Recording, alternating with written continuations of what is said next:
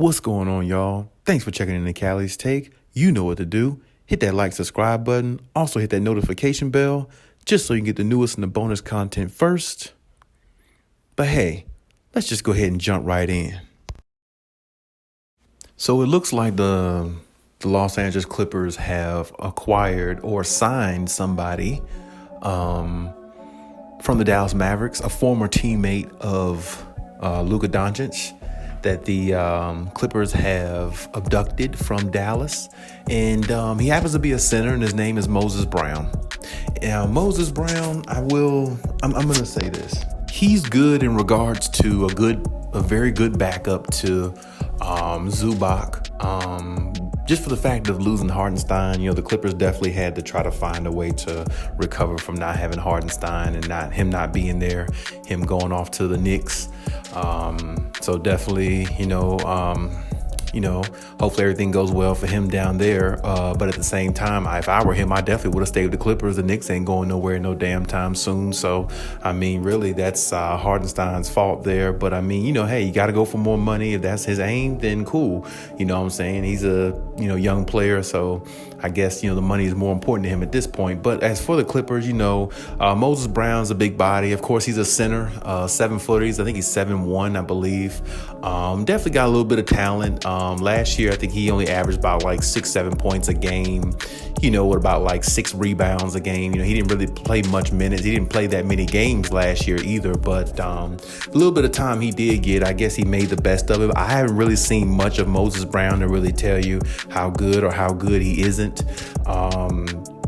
Right at this point, the Clippers were really kind of more or less looking at being desperate to, look at somebody like this and sign him. They did sign Xavier Moon and a couple others, though. I thought that was good, a couple young guys for the roster and everything.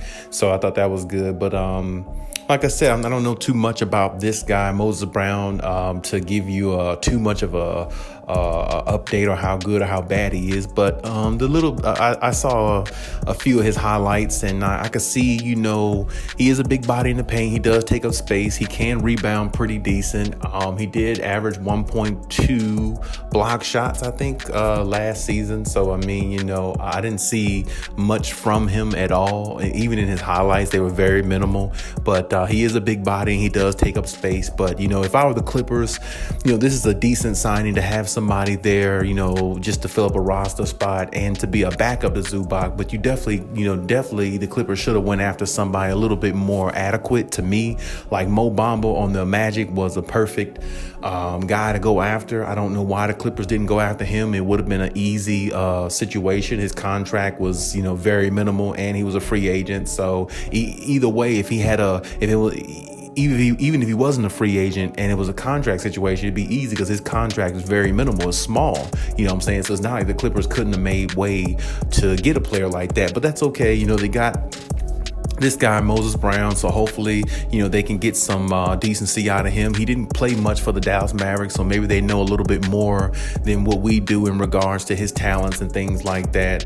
I will say this, Kareem definitely, said some good things about this kid. So I actually saw some comments that Kareem said about this kid. So hopefully, he said that, I think, in him entering the NBA, as a matter of fact. So hopefully he turns out to be a little bit better than, what I've seen so far. Because what I've seen so far is not really enough to give you an analysis, but it's decent. It's average, play from a big man like him. I don't look at him as a threat, as a real shot blocker. I can see him getting some decent rebounds, here and there. I can't see him being having a presence in the paint like that because, he's real young. He hasn't really got his feet wet yet. He hasn't really, developed or done anything in the NBA yet to really give you much of an update. But and honestly, when he was on the Dallas Mavericks, I may have saw him maybe one time. Now that I think about it, play, and it was very low minutes. He didn't play much at all. So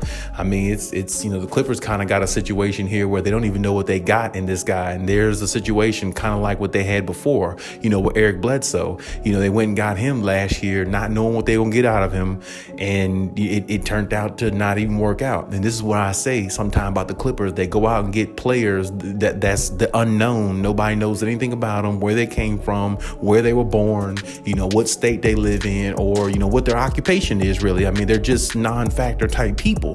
And, sometimes that can come back to bite you, because sometimes it does require to have talent, guys who can really play the position at a higher level if you're trying to win championships. And like I said, a backup to Zubac definitely needs to be somebody a little bit more adequate to me. Like I said, Mo Bamba, I don't even know if he'd be a backup to Zubac. I mean, the way he plays at times that I've seen him play on Orlando a few times, this dude probably can be a starter, for the Clippers, if you ask me. So, I mean, I don't know what the Clippers were thinking there. I mean, he definitely would have been a good pickup for them, to go after, but they didn't. And there's nothing we can do, now, not unless they decide to, go after him or make another move in the offseason. But I don't see them making too many more, because they really feel like they got the team set how they want it. And like I said, if this is what they want to ride with, then cool. But I definitely would, try to, get another center if I could. I mean, because I don't know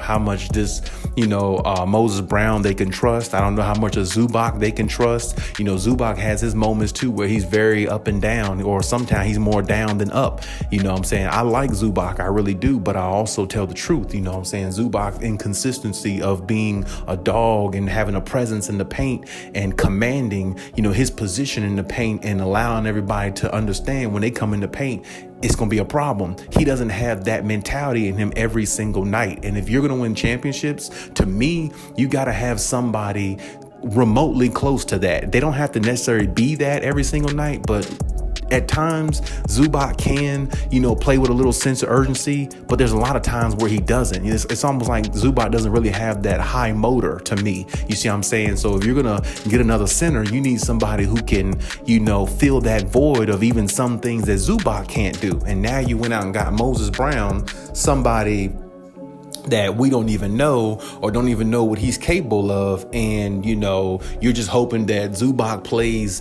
at a very decent level, and you got to hope he doesn't get hurt either. Because, I mean, if he gets hurt, Moses Brown comes in, you don't even know anything about him. You don't even know what he can do. The team has never played with this guy before. He doesn't even have a scouting report, or he doesn't even have much of a resume for you to even look at the tape and figure out how you can utilize him to your advantage. You see what I'm saying? So it's like, I feel like the Clippers might have, swayed to the left a little bit on this situation. But I mean, hey, they did need to fill the roster spot. They did need some type of backup. So I understand why they did it. But at the same time, there were other options out there. And like I said, Miles Turner's out there, Mo Bamba's out there. Hell, DeAndre Ayton's out there. I don't think they got a chance to get him. But I'm just saying, like, there's other pieces out there they could have, worked in or finagled to get that to happen instead of, this guy. Hopefully this guy works out. I mean, he's looks like a bright young kid. Maybe got a good future. Hopefully so. But the center position is still open to me.